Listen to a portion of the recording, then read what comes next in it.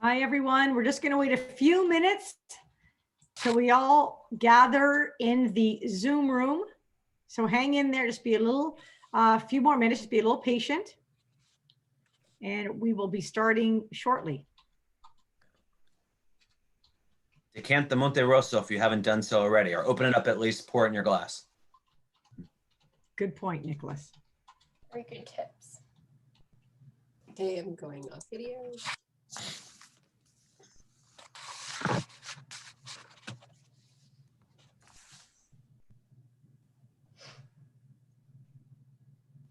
Wait a few more minutes, guys. It's supposed to start at 2. It just turned 2 o'clock, so we'll wait a few more minutes. And maybe, Danielle, you can send me a quick note to let me know if the majority of people have filled in. And in a minute or two, we can get underway.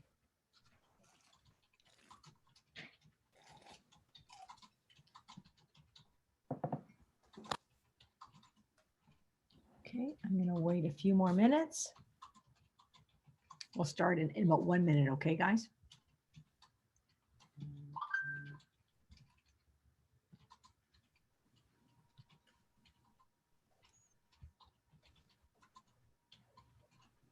It's just like an office meeting, because when you're in an office meeting, everybody tends to be just a little bit late. So no different on Zoom. Okay, I think we have, yeah, I think we have a good chunk in. Yeah, if everyone could mute, please, that would be wonderful. If everyone could just press your mute button and we are going to get started, okay? So, okay, perfect. Here we go. Good afternoon, everyone. My name is Paula Oreskevich. I'm the Communications Director for California Wines Canada. On behalf of us here, Danielle Giroux, Celeste Finn, and myself, we'd like to welcome you to the second edition of our Sommelier Sessions, featuring an amazing wine lineup and vineyard personalities from Louis Martini. Welcome Christine, Nicholas, and Michael. Over the next 45 minutes, we're going to hear from Director of Winemaking, Michael Eddy, and Master of Wine, Nicholas Paris, as they explore the King of California, Cabernet Sauvignon. Michael and Nicholas will dive into the Napa and Sonoma regions to discuss and compare these two important appellations in detail. Louis Martini's esteemed heritage vineyard, Monte Rosso, will also be explored in depth, and we are going to take a look at why its iconic volcanic soil is legendary, and we'll discover what it brings to the grapes and the wines it produces. For more than a century, this famous vineyard yields grapes of unmistakable character. Wines tasted today will be the 2017 Louis Martini Napa Valley Cabernet Sauvignon, the 2018 Louis Martini Sonoma County Cabernet Sauvignon, and the exclusive 2012 Louis Martini Monte Rosso Cabernet Sauvignon. Before we begin, I'd like to introduce Christine Riddell, who's the brand manager for E&J Gallo's premium and super premium wine division, who in a minute will introduce both Michael and Nicholas to you. But before we do that, and before I hand that over to Christine to get started, I just wanted to share a few housekeeping items with you. So as attendees, you'll all be muted for the duration of the webinar, which we expect to go about an hour. However, you'll see on your screen that there are 2 channels for you to communicate with other attendees and pose questions to the panelists. First is the chat section. The chat section is an informal way for you to communicate with other guests. Just be sure to select everyone, which is the all panelists and attendees, in the to field, as it can default to panelists only. Second, the Q&A section. This is where you're going to please submit any questions you have for the panel to be answered during the webinar. Whoops, sorry guys. If you find yourself with streaming issues, you may want to encourage other members of your office or household to log off the internet and avoid simultaneous streaming to save bandwidth. You may also want to log out and try again with another internet server such as Firefox or Chrome. This webinar is also being recorded, and all of you will receive a link to the video recording in the following days. So let's get started. and escape to California wine country, Sonoma, Napa, and that precious Monte Rosso vineyard for the next 45 minutes or so. Christine, over to you. Perfect.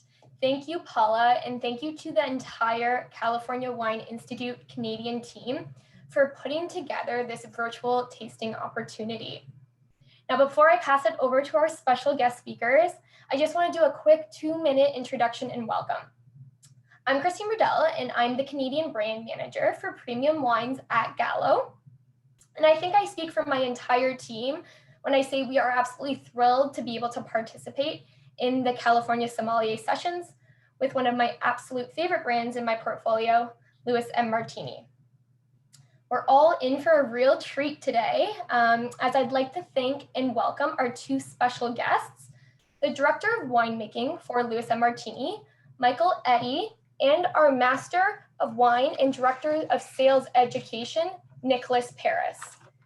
So we're lucky enough today to have both a winemaking perspective and Michael's extensive knowledge of the vineyards and the wines, as well as sales and trade knowledge, which Nicholas can really offer. Having them both on the call is a great opportunity to learn. So please feel free to ask questions, as they both have over 10 years experience with the Martini Winery.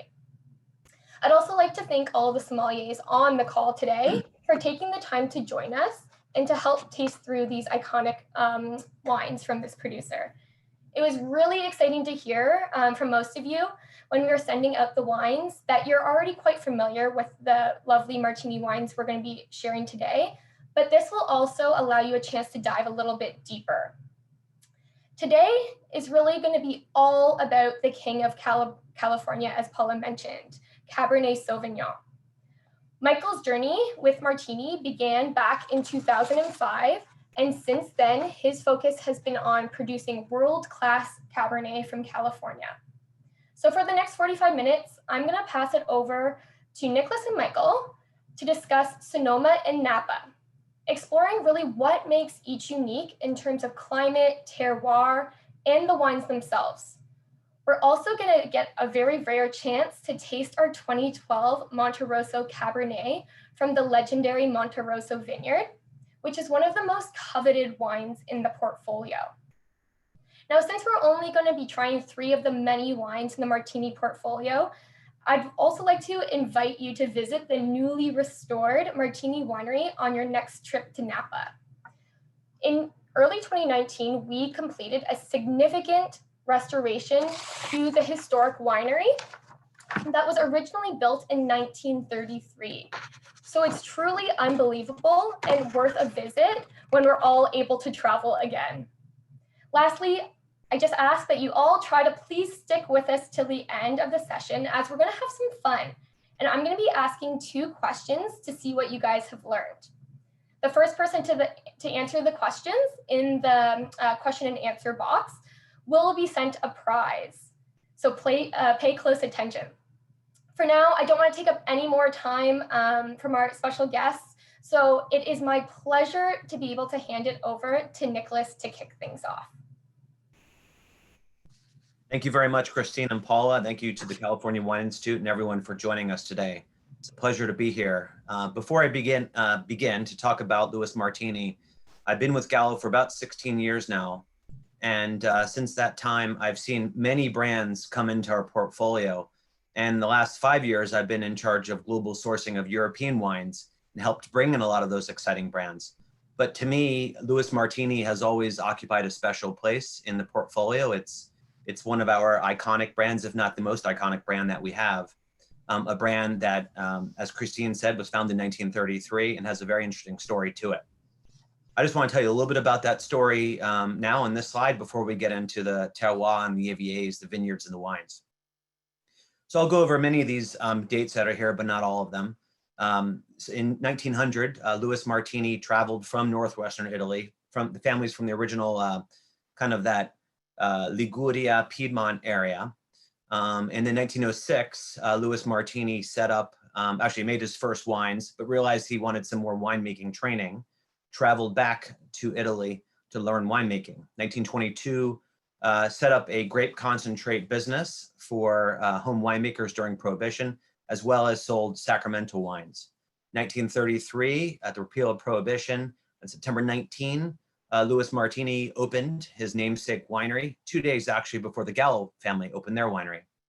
Fast forward a little bit, 1936, Michael Martini, or Louis Martini, was one of the first wineries to do cool fermentation in Napa Valley. They were one of the first to use stainless steel tanks. They were one of the first to use windmills also later, and to bottle varietal Merlot. Now I say one of the first, even though there's some arguments that they might be have some of those as actual firsts. In any event, a true pioneer. Another thing that they did in 1938, the Goldstein Ranch, as it was known, was purchased by Louis Martini and renamed Monte Rosso Vineyard. We'll talk more about that in a few minutes. In 1943, 1944, Louis Martini, with about 3 or 4 others, helped co-found the Napa Valley Vintners Association. Louis P. Martini, his son, joined the winery in 1954. Louis P. Martini's son, Michael Martini, joined in 1977. In 2002, the Gallo Winery purchased Louis Martini, including the Monte Rosso Vineyard. The year after, at the Louis Martini Winery in St. Helena, where the original winery was and still is today, they created a micro winery called Cellar 254, where there are a lot of small lot tanks for fermenting individual blocks from some of our best vineyards in the valley. And I think that gives us an opportunity to create truly iconic, special individual wines. In 2000, well, I'll fast forward a little bit. 2013, Michael Eddy joined the winery, first learning from, or became winemaker, first learning from Michael Martini before that, and then took over winemaking in 2013. And in 2019, as Christine said, we underwent a major renovation there in St. Helena, and it truly is a beautiful place to visit. Even if you visited it before, I think you'll be impressed with what we've done there, still maintaining the earthy sense, the tradition and heritage of the Louis Martini Winery, but enhancing it in many ways with tasting experiences, food and wine pairings, tours, and more. For me, Louis Martini, just to sum it all up, it's truly a heritage or a legacy winery. Some great vineyards, Monte Rosso, you'll learn about Stagecoach and others that are part of the portfolio. It's about small lot winemaking, especially for wines for like Monte Rosso. It's all about Cab. You'll even find a Cabernet Rosé if you visit the winery. Sometimes we experiment with other varieties, but what we sell is basically Cabernet. Michael Eddy continues that legacy, and then of course it's the beautiful winery that we mentioned. And we can click on to the next slide, but if you would like, at the end of this presentation, happy to send this copy to anybody to learn more about the winery. Okay, so I want to get into Sonoma County and just talk a little bit about the geology here. I'm not going to get into all of it because there's some 11 major formations and 31 soil series, which makes Sonoma County very complex, very diverse, one of the most diverse wine regions in the world.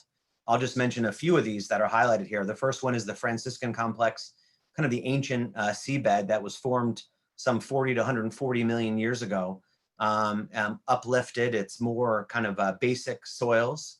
That's all in blue, as I mentioned. If you go to the red sections, those are the Sonoma volcanics.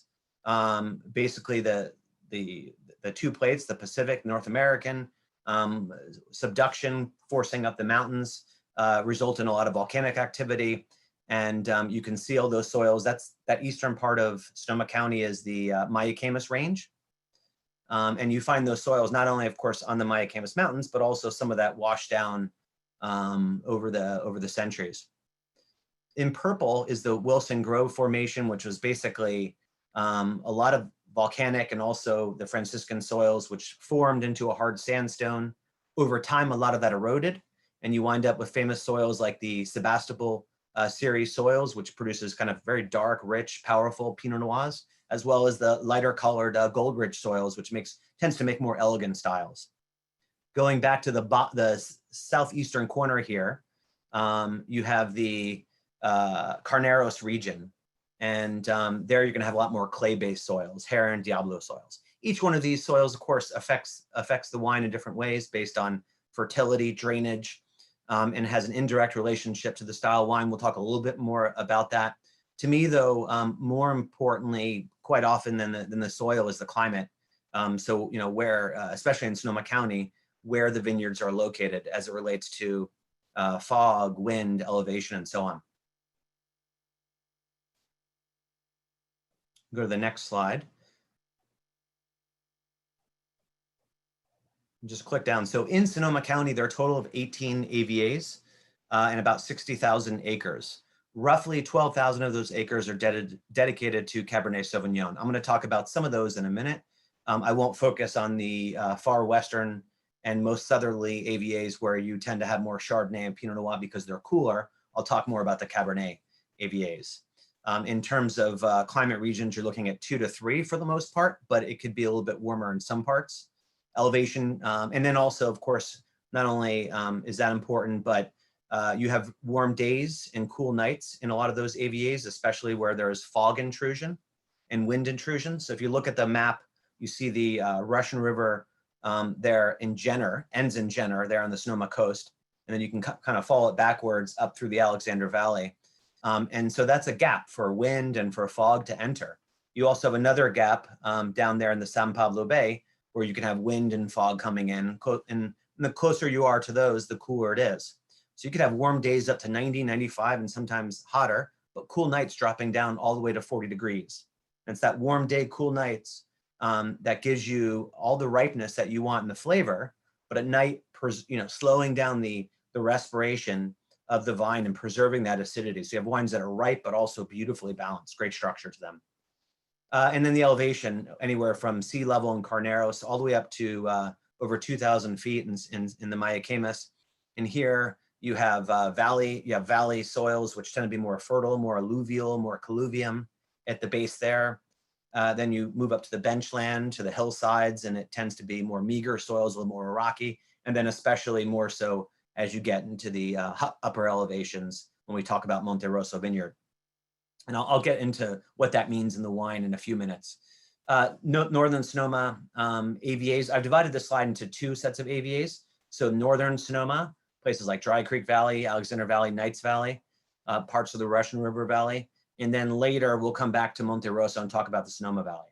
But these are the main AVAs. All these, with the exception perhaps of Rockpile, are well known for their Cabernet Sauvignon, but Rockpile certainly makes cabs as well, more Zins. Alexander Valley tends to be is the most planted area here with Cabernet Sauvignon.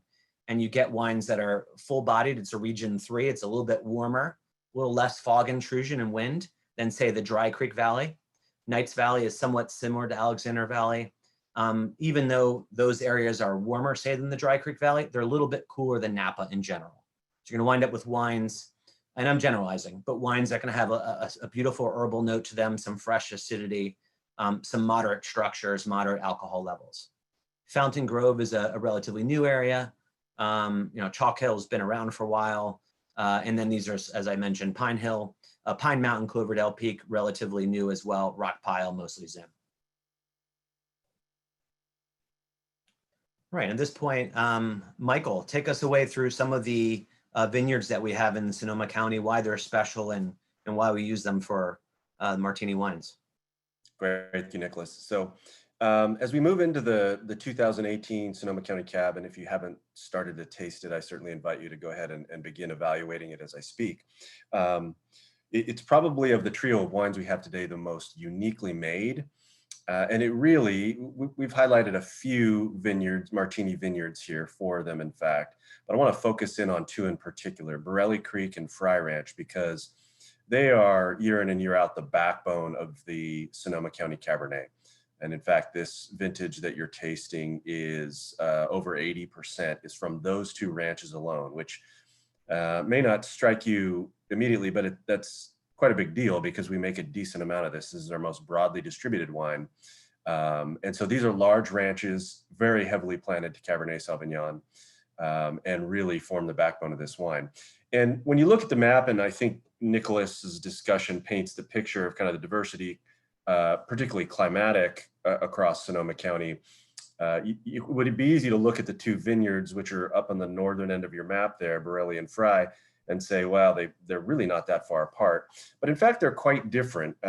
They certainly sit both in slightly warmer areas of Sonoma County, certainly compared to Russian River, which is great for ripening of Cabernet Sauvignon.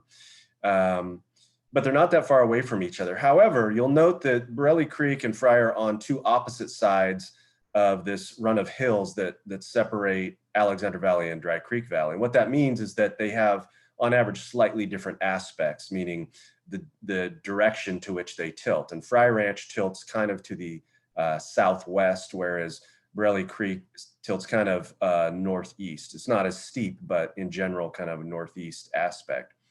And that makes a difference because many of you are probably well aware that sun exposure on the grapes is an important part of flavor development, phenolic, color development, et cetera. But not only is it just the sunlight hitting the berries, but the effect of that sunlight is different depending upon the temperature of the berries.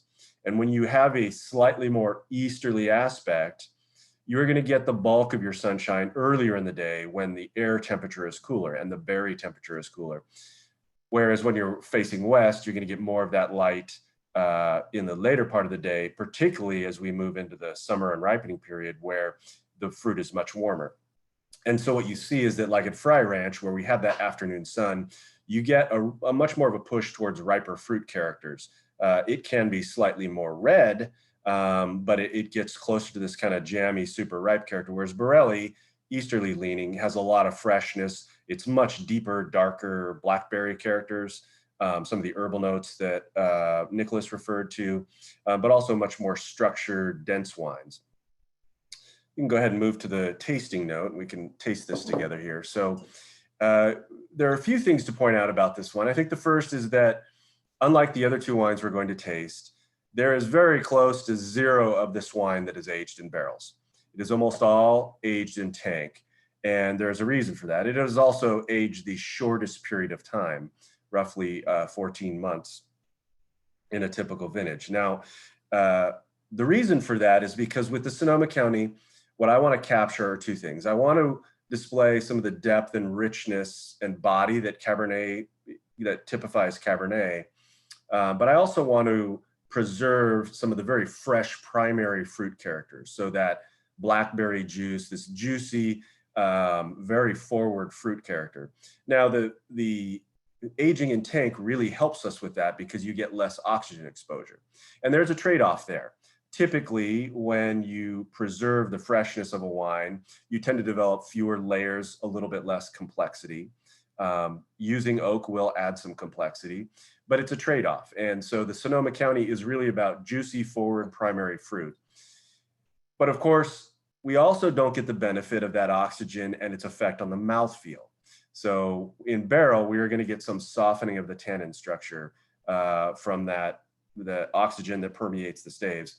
And so we have to be very mindful up front when we're extracting that wine to extract very early in the fermentation to get that body and that color, but then not leave it on the skins too long to get harshness, because we won't have the opportunity, as much opportunity to resolve that during aging. The other thing I want to point out is that, and you will see this in the next wine as well, actually I'll talk about it generically, you see that Petit Syrah is a major player here. Petit Syrah is not a traditional, i.e. Bordeaux blender for Cabernet Sauvignon, but I like it a great deal. I think it is very compatible and also very powerful. It's a really great tool for nudging the wine in a very specific direction, that being very dark, dark plum, blackberry fruit, but also richness and density and structure. So that Petit Syrah is a really valuable addition in that regard. And in general, I like to use dark blenders that way. You will see on the next wine that there's another dark blender that I use as well.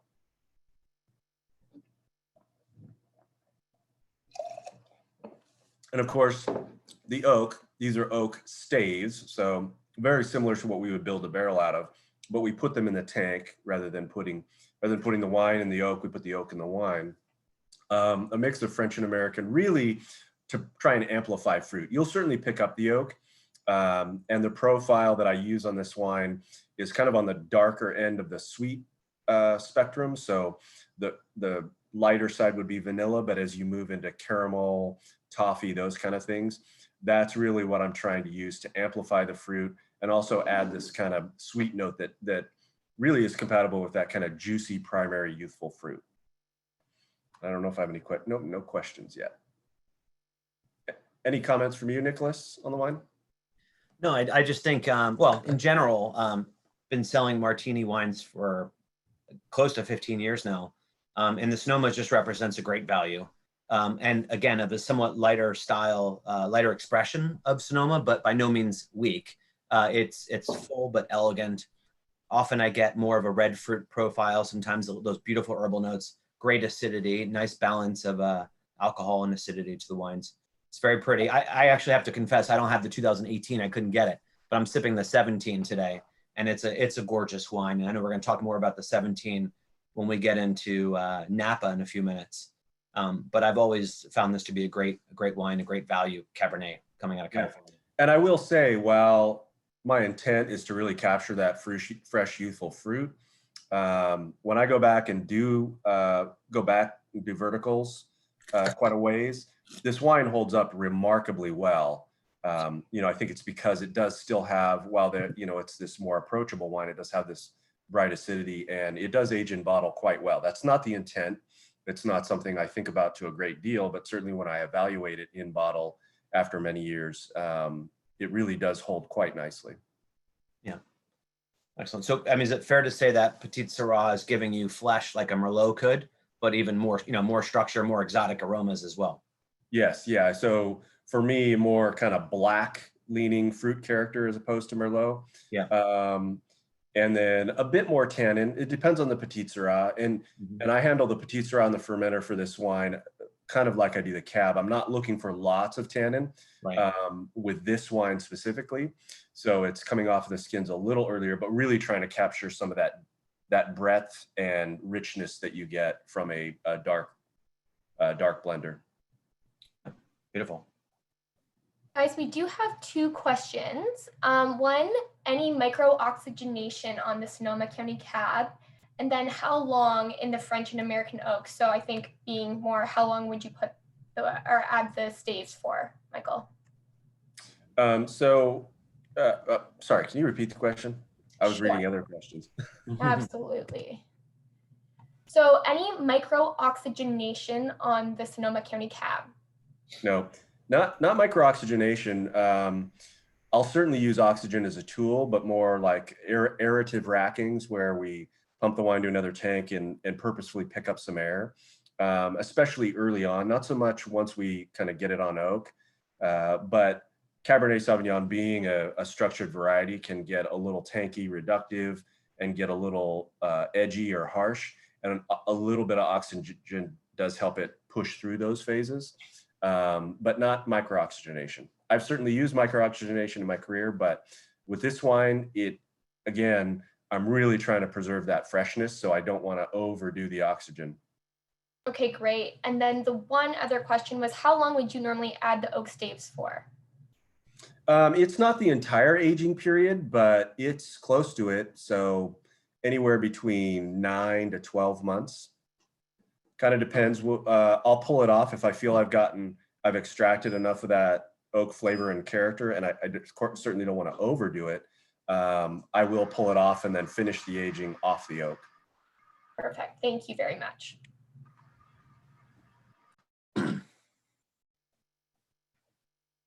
We can go to the next slide. So I'll just talk a little bit about Napa. I have a couple of slides on the geology and then also on the AVAs, and then we'll get into our vineyards again. So Napa Valley, similar history with tectonic plates, as well as volcanic activity, and then the sea coming in, especially in the south there, and depositing different soil types and retreating over the centuries, over the millennia. It formed a few different mountain ranges. Of course, we have the Vaca Mountains, which is in the far east there. There you have Howell Mountain, you have Atlas Peak, for example. That's a volcanic range. On the western side, you have the Mayacamas range. In the north, you have Diamond Mountain area where you're looking at volcanics. As you move further south on the Mayacamas range there, you're getting into a mix of volcanic and then the Franciscan soil series as well. And then you get a lot more Franciscan soil series as you come down to Mount Veeder valley floor, starting there in Carneros, right by the San Pablo Bay, and going all the way up to Calistoga. It's about 30 miles north to south, roughly, the AVA, and at most 5 miles wide. Some interesting things about the valley is that the difference between, say, Carneros and then all the way up to Calistoga during the day can be 15 degrees, up to 15 degrees Fahrenheit, which is a very different growing temperature, which is why we see a lot more, of course, Chardonnay and Pinot Noir in the south and Cabernet in the north. Calistoga can also get some cooling effect, some winds coming in towards the end of the day. And basically, again, the closer you are to San Pablo Bay, the cooler it is. So those certain AVAs will be cooler, like Coombsville and say Oak Knoll, whereas Calistoga, Rutherford, St. Helena will be a lot warmer. Also, if you look at the valley over there by Rutherford, where it narrows towards the top, you also get extra radiation from the sides of the mountain there, which makes it particularly warm, in addition to being distant from the San Pablo Bay. Another interesting paradigm is the idea of the mountains versus the valley floor. So whether you're on the western mountains, in the Mayacamas, or the Vaca Range to the east, after that fog has disappeared during the morning, for every, let's just say 300 feet roughly, you increase in elevation, temperature drops a little over 1 degree Celsius. So it could be up to a 10 to 15 degree cooler temperature at those higher elevation vineyards there. Not just because of that elevation, but also you have a wind effect that comes in and cools down the sites. So being above the fog line there, fog line is give or take 1,400 feet, depending on where you're located. You get an extra 3 hours more of sunshine a day in those areas. You have the cooler temperatures, which preserves that acidity, slows down the respiration rate, but that extra sunshine hours gives you extra ripeness. You have a longer growing season. You could achieve full phenolic ripeness. You also have thinner soils, better drainage, it's rockier. So those vines struggle a little bit more. The yields are a little bit lower. You get more concentration in those berries. So you have a higher, say, tannin to juice ratio. You get great tannins, great acidity, and great flavors on the mountains. Those wines are very structured, very hard. You see a little bit of that, of course, also in Monte Rosso, and Michael will talk about that in a few minutes. But there's quite a big difference between those structured wines up in the mountains. And then on the valley floor, you tend to get wines that are a little bit more rounded, a little more plush, a little softer to them, less structure, less edgy, beautiful for different reasons. I would say they're more open, they're more overt, they're more precocious. You could drink them earlier than the mountain wines, which need more time. All in all, there are over 100 different, about 100 soil variations and over 30 soil series. It too is a very complex region, Napa Valley. And again, I mean, whether you're mountain, whether you're valley floor or north or south, it definitely affects the style of wine. And as you'll see when we talk about our vineyards, we have wines in several different areas. Okay, so just, whereas Sonoma has about 18 AVAs, Napa has 16, 45,000 acres, but a little over half, around 24,000 of those are planted to Cabernet Sauvignon. Regions for Cabernet range somewhere between 2 and 3 for the most part, but they get up to 4 in some of the warmer areas there. Calistoga, for example, or even on the other side of Howell Mountain. We're going to talk a little bit about a place called Pope Valley in a second. I'll jump to that. In the Mayacamas Mountains, I already mentioned these AVAs here and what they're like, but these elevations for a mountain AVA in Napa Valley, they start around 400 feet and they go up to close to 2,600 feet. That's the range. But for true mountain fruit character, you tend to want to be above that fog line, so you have more sunshine, also poorer soils, more structure, as I mentioned. Diamond Mountain wines tend to be a little bit warmer in style, a little fuller and richer. Mount Veeder, it gets a little bit cooler as you come closer to the San Pablo Bay there. In the Vaca Range, Howell Mountain, Atlas Peak are the true mountain AVAs, but places like Childs Valley, which you can see there in green on the far eastern side, as well as just north of it, which is not highlighted because it's not an AVA, and that's called Pope Valley.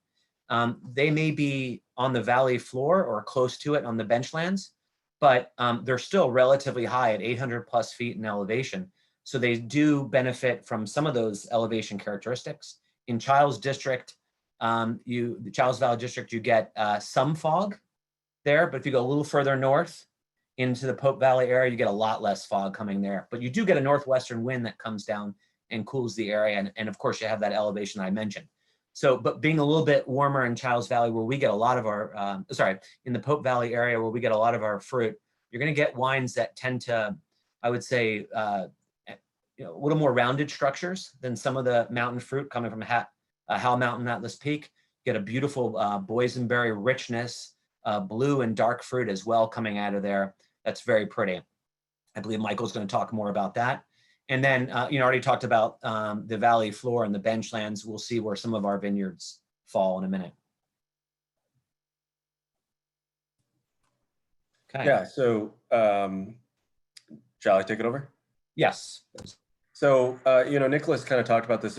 There are 4 vineyards that are really critical to our Napa Valley Cab. And I will say there's a question we'll probably get to in a minute about kind of style and how it's changed or if it's changed. The way I think about, and it is actually quite meaningful for me as a winemaker to be a part of a winery that's been around for as long as Martini. But I'm certainly never trying to craft one of the wines that Louis M or Louis P or Mike made. But I do draw inspiration from that. And I think it's quite fitting that the Napa Valley Cab you're tasting today is about 80% from Chiles and Pope Valley, because they are mountain vineyards. They're not hillside per se, but they are mountain vineyards. They're at elevation. They are kind of buffered from that normal cooling influence that runs up the valley floor proper. And Louis P had a very long run of bottling a wine called California Mountain Cabernet Sauvignon. So family's always had this attraction to mountain sites. It's not exclusively what we've done or what we do now, but we do like to keep it as an element in some of our wines. And so Cypress, Sun Lake, Ghost Pines, and Sage Canyon all kind of sit over those Vaca Mountains. And therefore, they are buffered a little bit from that coastal or Bay Area influence that comes up from the southern end of Napa Valley. And then there are a few other of note. Stagecoach, we're not going to taste anything with significant amount of Stagecoach in it today, but it's certainly a big part of where we're headed and some new wines. So it's very, very exciting when we acquired that vineyard just a few years ago. You can move on to the wine. So here, in terms of winemaking, very different than the Sonoma County in that it's more traditional. Here, we're going to be on the skins for longer, so through dryness and even beyond residual sugar dryness a bit. So more fully extracting that fruit, building more structure, but then aging it in barrel, typically for about 1.5 years, which gives us the opportunity to kind of round out some of that structure. Also builds in layers of complexity of the wine. And of course, we are extracting flavor out of the French and American oak new portion, which is heavily leaned towards French. There's a little dollop of American. But you also see what I spoke about with the Sonoma County is that there's some dark blenders here. Petit Syrah, 11% is, I got to tell you, it's a pretty big hit of Petit Syrah. And Petit Verdot is a more traditional Bordeaux blender, but has some similar characteristics to Petit Syrah in that it can lend some structure, tends to be very dark. It offers, I think, more complexity than Petit Syrah. Petit Syrah, for me, its weak spot is that it can be a little monotone, but Petit Verdot can have these herbal and floral notes that make it quite interesting. But all in all, for me, the Napa Valley Cab is really about classic California Cab. And when I am asked, and I am asked this once in a while, how I would describe our house style, I usually say California classic. It is by no means old world. We are California Cabernet Sauvignon, and this is California Cabernet Sauvignon. However, we also aren't way out on the edge of ooey gooey ripe, and this is not, I'm not dissing on these wines, but saying we, I think, maintain an element of classic California Cabernet Sauvignon in that we have some freshness of acidity, while the alcohols are higher, which gives you this ripe quality. That acidity helps balance it out, keep it cleaner through the finish, and of course some of the tannin backbone. I've always, Michael described the wines in general, and this is kind of like the benchmark, as full but elegant. Someone here mentioned plush, which definitely, but at the same time, good structures to the wine, beautiful balancing acidity to them.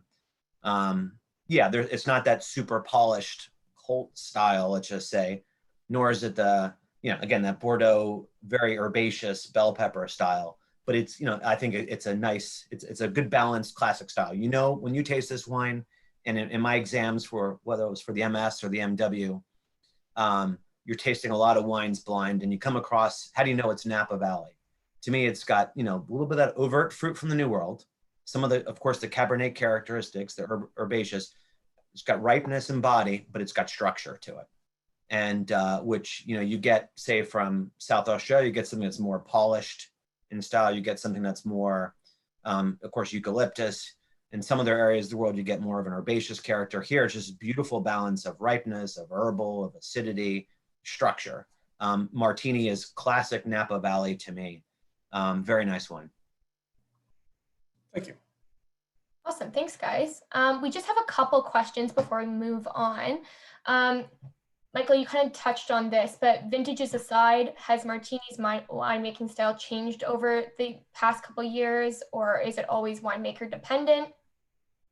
Yeah, I would say it hasn't changed over the past couple of years. Yeah. You certainly, and we had, some people may have seen the article in Wine Spectator and some of the notes from old vintages. And when we were able to taste through that, it kind of reinforced my perception and knowledge of kind of the historical wine styles. And they've changed dramatically, but so has Napa Valley Cabernet Sauvignon style, right? In the 80s in Northern California in general, Cabernet Sauvignon was quite herbal, or you could even say vegetal. It was very common to find wines with a lot of bell pepper in them. That has changed in general, and certainly we have moved with that change a bit. Higher alcohol levels, giving a riper, more decadent quality to the wines has certainly been the case.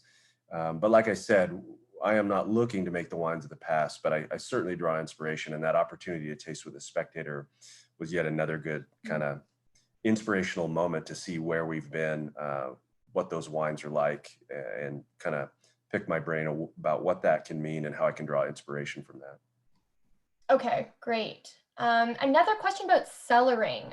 So a question about how long you would cellar the Napa or the Monte Rosso for, and what's sort of the optimal age to open a wine like this? Yeah, so I'll give my answer, and then I'll let Nicholas answer. He may have a very different answer, and that's okay, because I think this is, somewhat a personal question. And that's what I usually tell people. I very much like to speak in analogies, and I intend these wines to be drinkable when they are sold. And most consumers, certainly in the US, I would assume Canada is similar. Most people are used to drinking wines young. They like the intensity, that very forward, obvious fruit character. And that's what people are used to. And oftentimes, in my experience, when people first taste significantly bottle-aged wine, they're actually a little underwhelmed and kind of surprised. So I think if for some, it can be an acquired taste. And it is always a trade-off. And it's why I'm not going to give you an absolute optimal answer. When do you drink it? It's a trade-off. You're going to get softening. You're going to get more elegance. You're going to get more complexity, but you're going to lose intensity. You're going to lose freshness.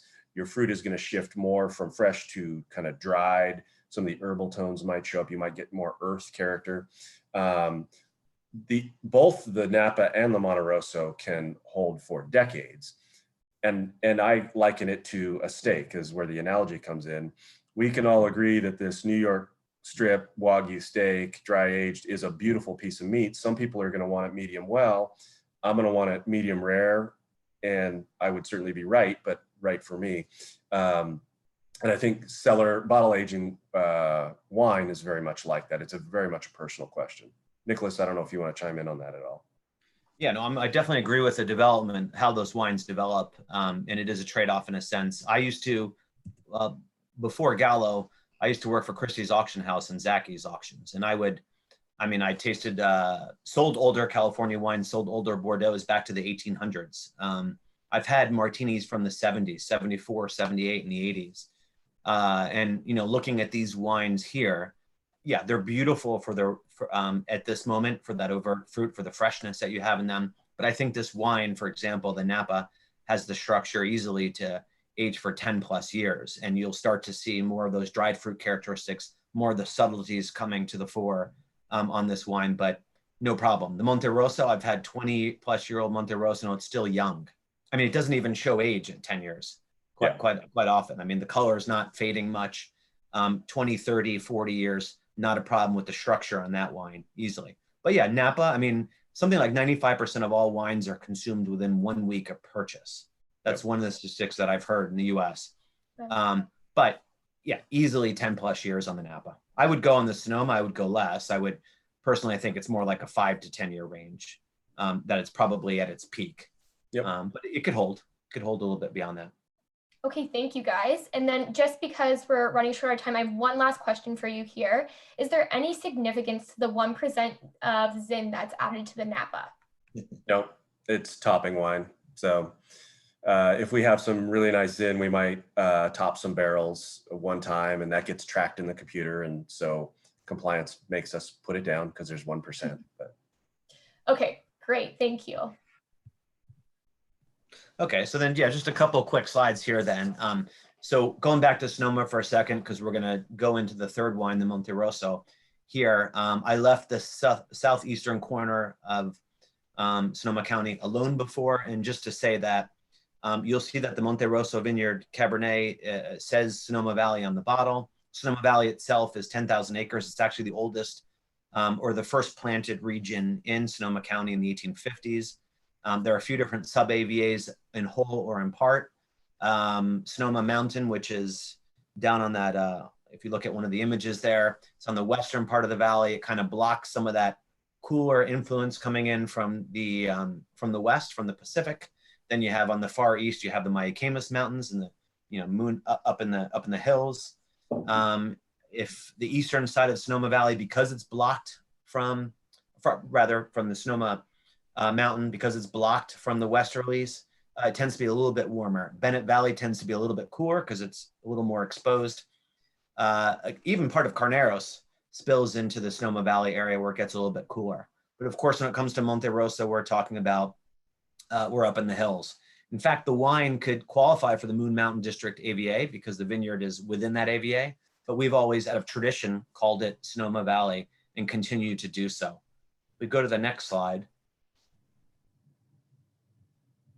And then, so just a little bit about the history of or the Monte Rosso vineyard here. So in 1880, two business partners from San Francisco came up to this vineyard and purchased it.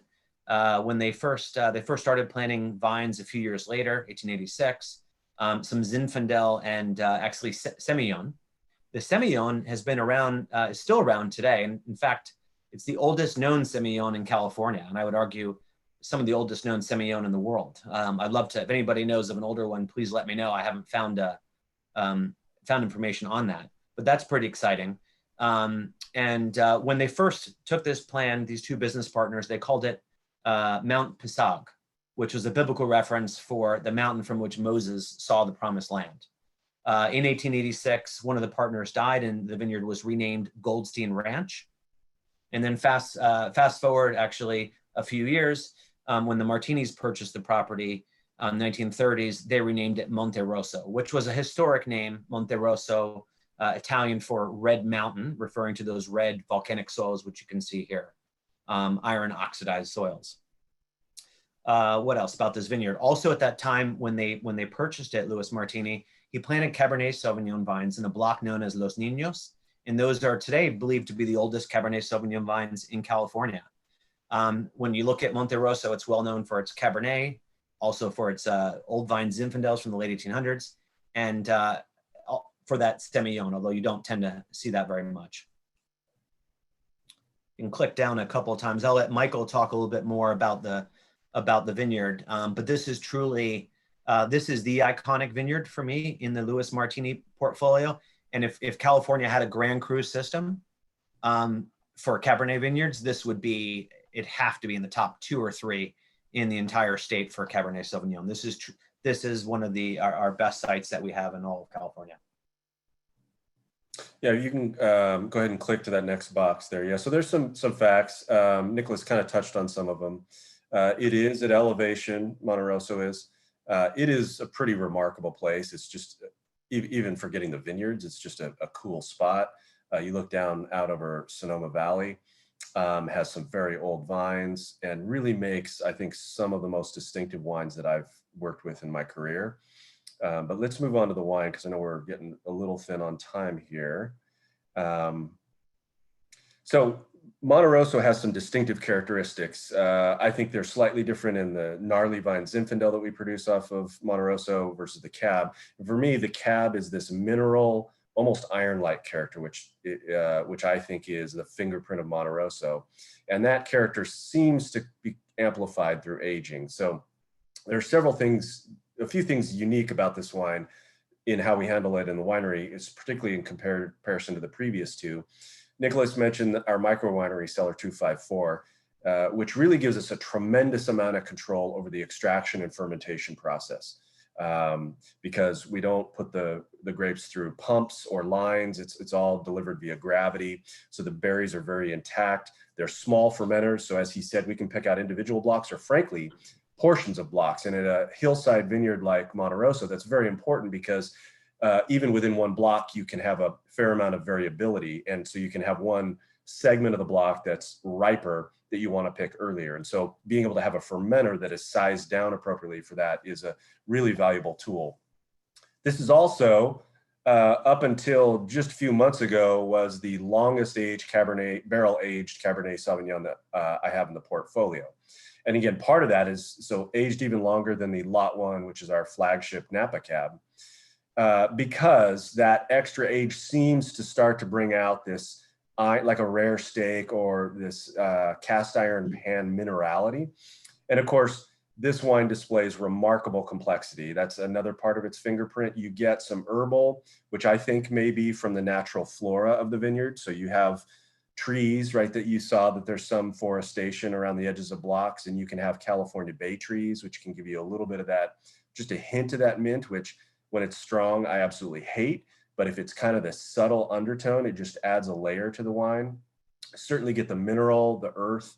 And then the fruit, interestingly enough, is probably one of the redder fruited cabs that I make, which I think pairs very nicely with the bright acidity. So one of the other unique things about Monte Rosso is any variety grown there has this really low pH or high acidity, very bright, which gives the wines longevity, but also gives them freshness. So this wine is fairly high in alcohol, gives it that front palate sweetness and decadence, but then that acidity just cleans it out beautifully. And of course, you have some of that tannin structure that you would expect from a hillside vineyard. So just a lot going on for this wine, but the fruit profile I think of as almost like a Montmorency cherry, kind of a cherry pie variety cherry. Sometimes leaning towards dried, but definitely a redder profile for a Cabernet Sauvignon. And of course, you can see, again, some of the dark blender varieties that I like to use, the Petit Verdot. It's actually pretty cool because I hadn't tasted this 12 in a while, and we haven't had Petit Verdot available because that block had to be redeveloped. We had to tear it out. And so we are finally back into being able to make some Petit Verdot, but we went without it for a while. And I believe this was the last vintage we had it in for a number of years. So kind of cool to revisit it for me. Yeah, a lot of the more recent vintages are more almost entirely Cabernet. Is that correct? That's correct. Yep. Yeah. Yep, excellent. Now, this is a beautiful wine. I mean, you look at, if you compare the mountain fruit here versus the mountain fruit of Napa, to me, this has a more elegant character to it in general, more red fruit and character, as you said, beautiful acidity. I mean, the queen to the kings of some of the places in Napa, to me, if you like, among mountain fruit. Very nice. Awesome. It's drinking beautifully. It's such a treat to get to try this wine. So thank you guys. Just a couple questions that we haven't gotten to yet. Earlier we talked a little bit, we just touched on Stagecoach. Is there any plans for a single vineyard bottling under the Martini name, or plans to use this more in mainstay Napa Cab? If there was a single vineyard Stagecoach Cab in the working for tasting room and wine club only, I'm not sure I would be allowed to tell you. Got it. Okay.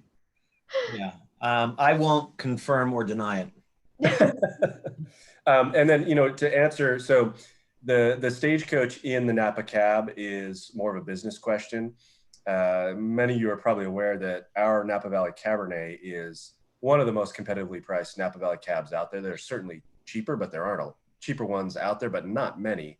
And the reality is that part of that is fruit cost driven, and stagecoach fruit is very valuable and very expensive, both to farm or to buy if someone's buying it from the outside. So I don't think we'll ever see significant quantities. We certainly have trickle down from lot one and that kind of thing. You know, if it doesn't make a blend for our higher tier wines, some will end up in there, but we would never kind of really source a primary chunk of this wine off a stagecoach, just from a financial perspective. Got it. Okay. And then another question, I'm not sure if you guys know, but is Pope Valley applying for AVA status? Not that I'm aware. Okay. I haven't heard any big noise lately. I know it's been considered, but I'm not aware of a major push at this point in time. Okay. Yeah, I mean, really, we talk about Napa Valley. I mean, there's lots of valleys in Napa, actually. I mean, there's the main Napa, but there's Fraser Valley, there's, Pope Valley, and a couple others that are lesser known. But of those lesser known ones, Pope Valley is I would say, the main one. And that's where we have our vineyards, just on the other side of Howell Mountain there, as you saw. Okay. And then the last question, before I take things over just to have some fun, it's a climate change question. Any change in the past decade to harvesting times?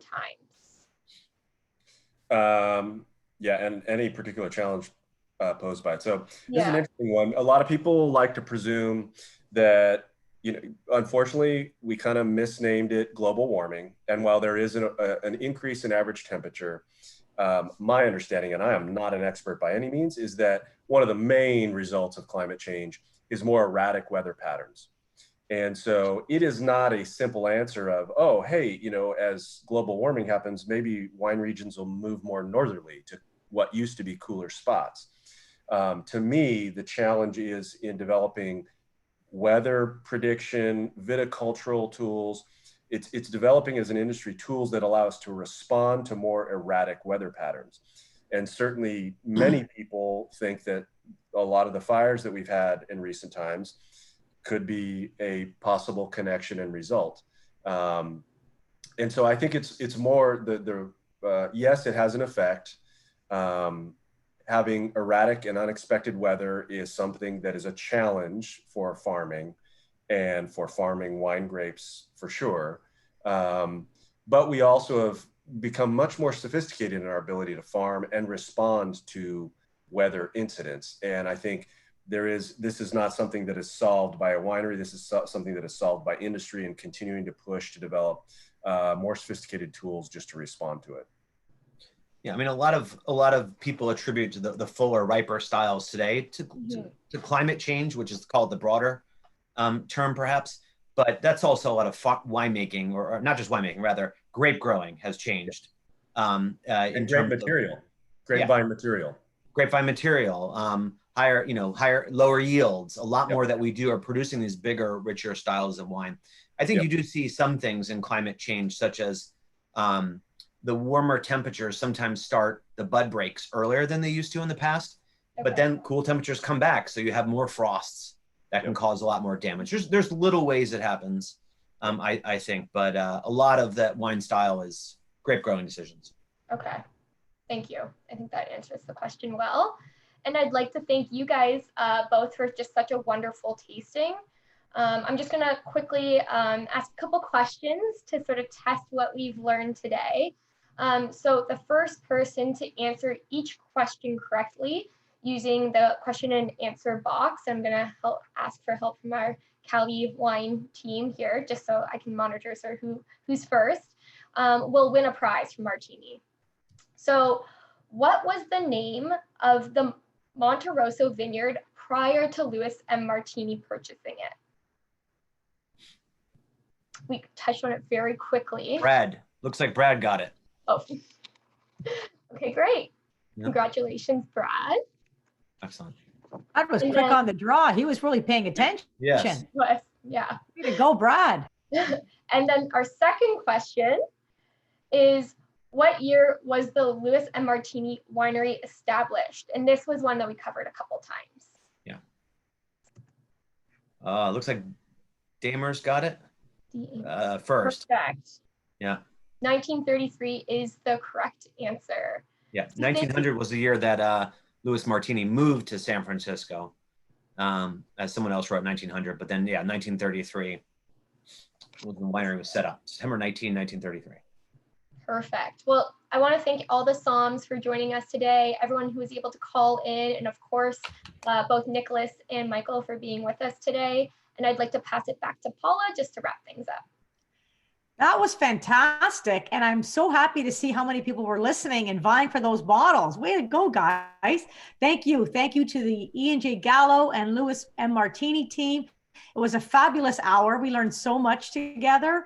And the good news is we hear that the Monte Rosso will be coming to the Ontario market sometime in the spring. Is that correct, Christine? Yes. Yep. That's fantastic. And you can readily buy the Sonoma and Napa Valley for the holiday. So perfect timing. Nicholas and Michael, you were fantastic, as were you, Christine, and Rebecca behind the scenes. We appreciate it, guys, very much. It was a wonderful hour. Thank you to all our guests that joined us. And please join us in January for the third session of our Sommelier session. So we're looking forward to seeing you all then. Thank you again, everyone, and have a fantastic afternoon. Thank you, everyone. Bye-bye. Bye, everyone. Thank you.